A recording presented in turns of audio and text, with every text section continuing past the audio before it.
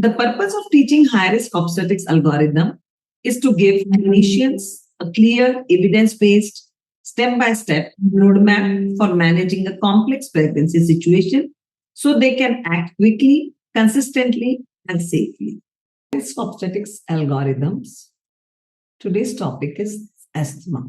Asthma in pregnancy is not so common, but if it is there, we should know the algorithms. Now, first, confirm the diagnosis of asthma, take a detailed history, perform a physical examination, perform relevant pulmonary test, be aware of the normal physiology during pregnancy, and consider the differential diagnosis. Then, what is the patient's baseline asthma status? We should know about it. If we know the baseline status of the asthma of the patient, then it's a mild asthma, then initial prenatal visit.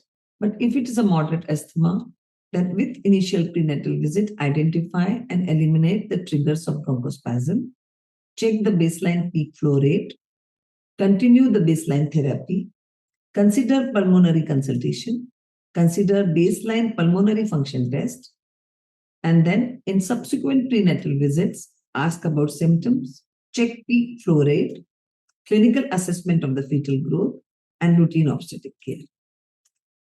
And allow the spontaneous labor and normal vaginal delivery.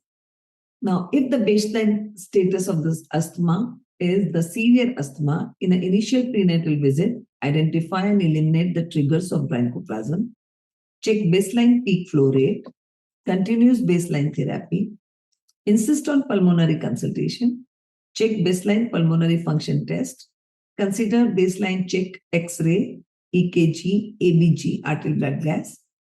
With that, in a subsequent prenatal visit, ask about the symptoms, check peak flow rate, evaluate for pregnancy complication, consider serial ultrasound growth scans, and consider adjusting the medications as needed. And routine obstetric care, no symptomatic deterioration, then and symptomatic deterioration. If patient is having no symptomatic deterioration, nothing has to be done. But if the symptomatic deterioration is there, then consider the hospitalization, intubation, and delivery if necessary. So this is the final algorithm chart for this thing. Thank you so much.